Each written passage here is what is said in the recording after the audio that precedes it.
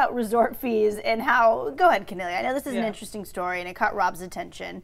So go ahead, break it down. So you guys book a hotel room, you get the receipt, there's certain things on their taxes, anything associated with room, but sometimes now people are noticing that there are additional resort fees that include basic amenities like room cleaning service and free drinks like water and tea, or free heated pool, stuff that you already have access to anyway, or that you should have access to when you're staying at that hotel. But now this is becoming a thing, and we kind of see this additional these additional charges with airline fees. When you book a ticket, there's 1,000 additional things on your bill or your receipt. So now people are kind of feeling a way about it, because are we again here now where you're being charged for stuff that is already at the hotel anyway, and that you already get to use because you booked your stay at the hotel. It's one way for them to sneak in different costs, not unless the base fee is then less, right? So we flew Allegiant over the weekend, and it was the first time we had flown Allegiant before.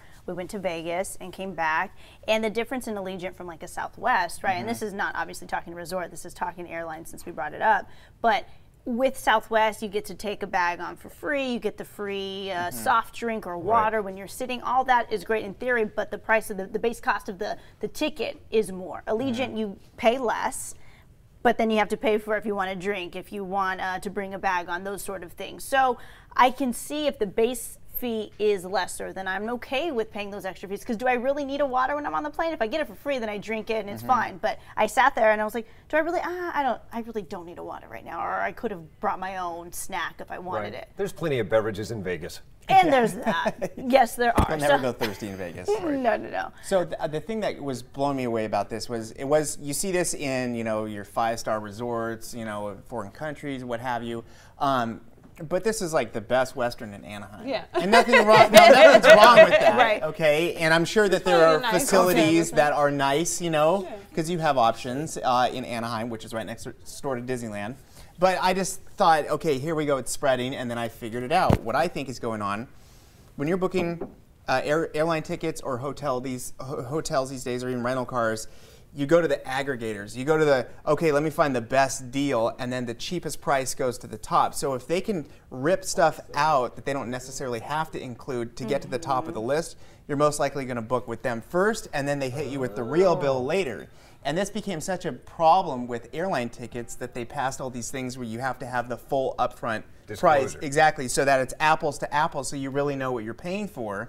And maybe they do the same thing with hotels, because I think right now they're playing games with us. So they're just trying to make the sticker more attractive to stay competitive that way. Because I've been victim to this. I get in and you're paying an urban fee where you're having to pay for a pool that you're not necessarily even going to use. They're paying for free drinks. Well, if you're paying for free drinks that you're not going to use, that you're not even going to drink. Right. So aren't you paying for them? They're not free. Yeah. So according to resortfeechecker.com, the number of hotels charging fees is up 26% in just the last year. In a year. That means that they're adding a quarter to the price of what you're paying for just within 1 year, some of these. That's crazy. And one of the people that they talked to in the article, they stayed at a hotel in San Francisco, and it charged a $28 urban facility fee per night, which included Wi-Fi, use of the gym, and discount at the hotel's restaurant. Even though he said, I'm not going to use any of those things. They were like, but it's the same thing. You're paying for the discount. It's like, well, you're paying it anyway. I don't need the discount just for satisfaction. When I sit down, it's like, okay, 15% off. Like, tip. Like, no.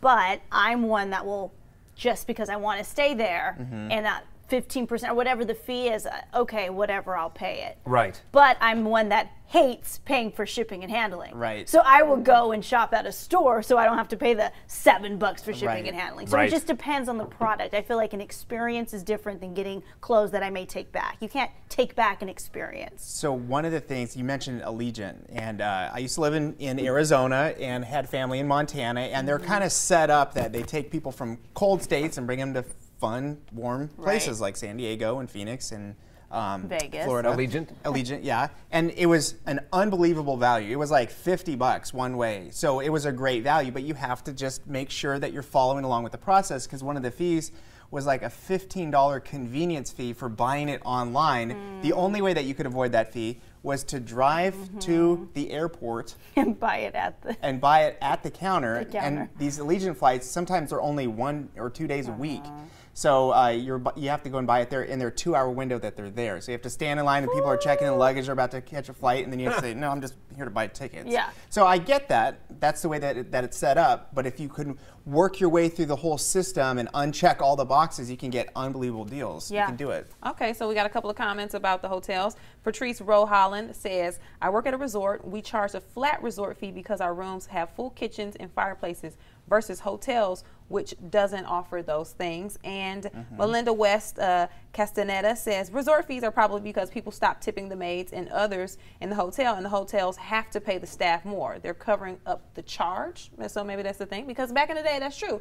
You did tip the maids. You leave a tip. And if you're on a cruise, and I haven't been on a cruise since maybe the mid-90s, you were encouraged to leave your maid I a thought you good had to. Didn't they leave an it was envelope and the amount and you it's were to like leave? you need to leave them a good tip. Are you so supposed to at hotels?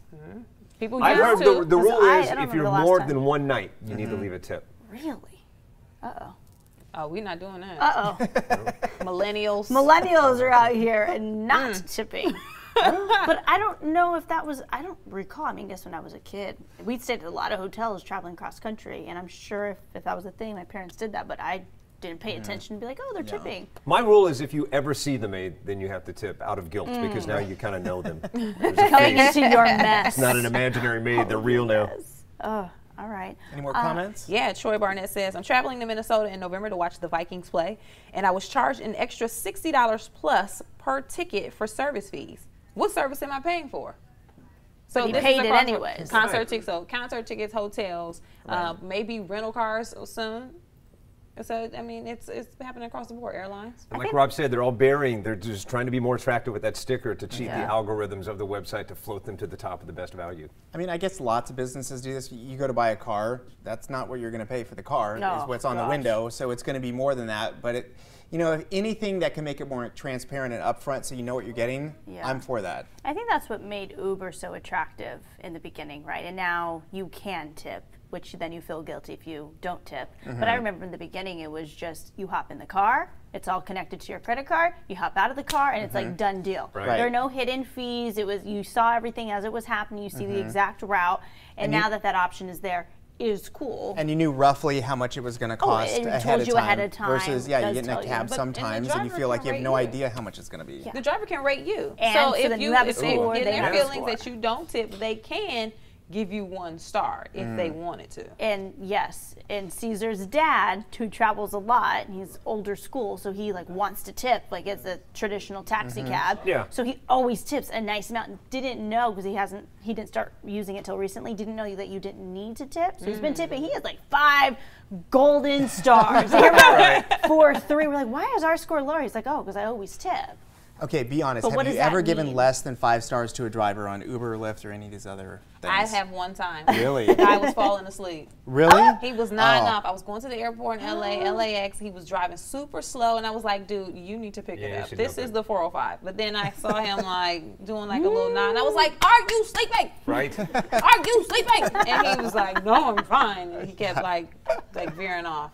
I got a Lyft He one. only One he got star. 4? Oh, he got 1. Yeah, did you write a notation? One Because star. you can put that in the Oh, notes. you here. can. Yes. Sleepy driver. Terrible driver. I didn't write Additional the notes. I notes. just did 1 star. I took a Lyft one time. Remember when I was doing all the points of La La Land? And so I was Yes. on live Yeah. broadcast for Morning Blend. Well, one of my drivers had a flat tire on the way. And this poor woman hadn't changed a flat tire, so I taught her how to change her flat tire Oh, on the gosh. way. Do you think I got like an extra star for that or points? No, nothing. No Really? mention. Oh my gosh. That And was you the missed same your one live where shot. you went through Forest Lawn Mortuary up through Griffin. That's where it happened. That's where it happened. It says right here to go. It's like some fire road.